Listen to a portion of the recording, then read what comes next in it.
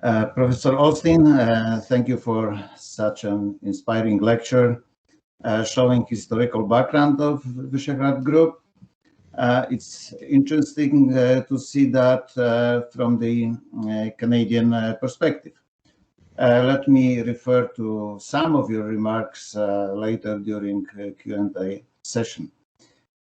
Dear participants, colleagues from Diplomatic and Consular Corps, members of provincial parliament and government, our student partners from the University of Toronto. Let me say a few words from my Polish perspective. I'm not going to go through our history again, just some thoughts from the times I was a witness of.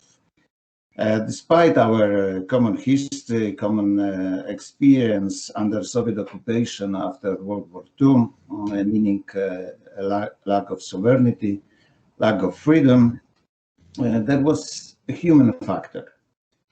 We were conscious of the situation, but we still wanted to live a normal life as much as it was possible. Czechs and Slovaks were going for their vacation to the Polish Baltic coast. Poles were going to Hungarian Balaton Lake. And all of us found the pleasure to drink beer in Czechoslovakia. In the 80s, there was even a transborder anti-communist movement, Polish-Czechoslovak Solidarity. One of the leaders of this organization, founded in October 1981, was future president of Czechoslovakia, later Czech Republic, Václav Havel. In February 1989, Polish-Hungarian Solidarity was established.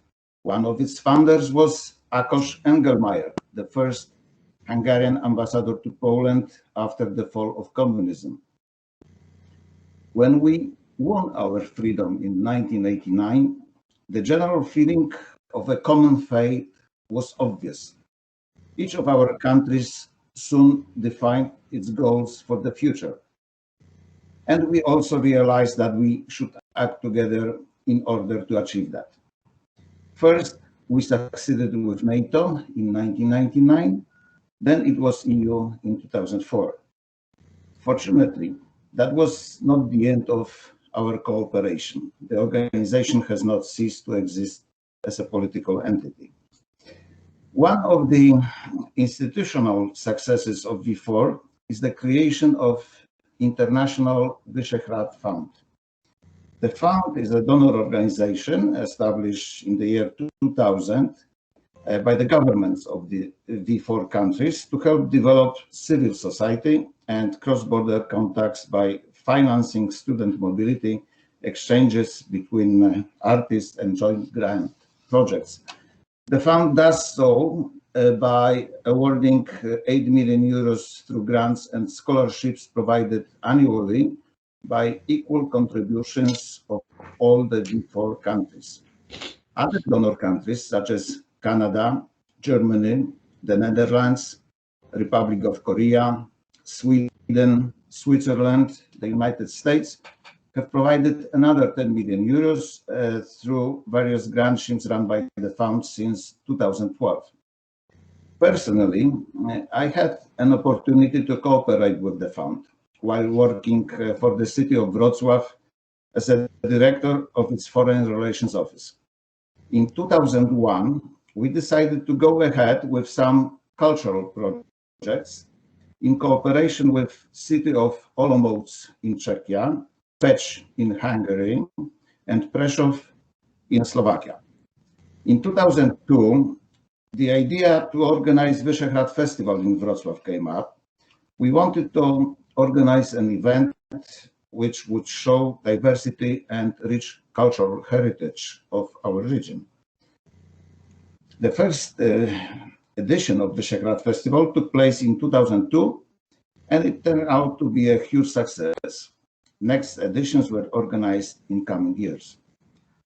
The other great example of V4 cooperation is the Authors Reading Month literary festival taking place in Brno and Ostrava in Czechia, Koszyce, Slovakia, Wrocław, Poland, and Lviv, Ukraine.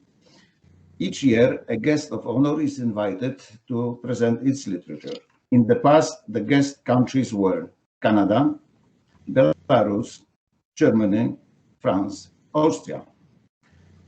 I understand that being here in Canada, concept of V4 cooperation is not well known.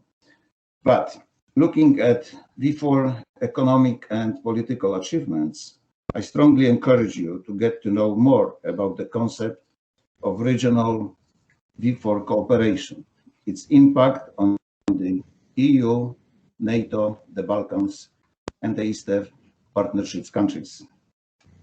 Surely, during today's virtual meeting, we do not have time to talk about all these aspects, but I'm really happy that during Polish presidency in V4, we can celebrate 30th anniversary of the group. What's important, it is not only politics and economy, there are also people-to-people relations, many transborder small projects that have direct impact on local communities.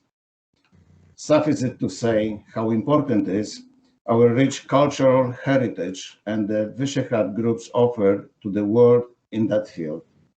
Now, I have honor to give the floor to Professor Tamara Trojanowska. Thank you.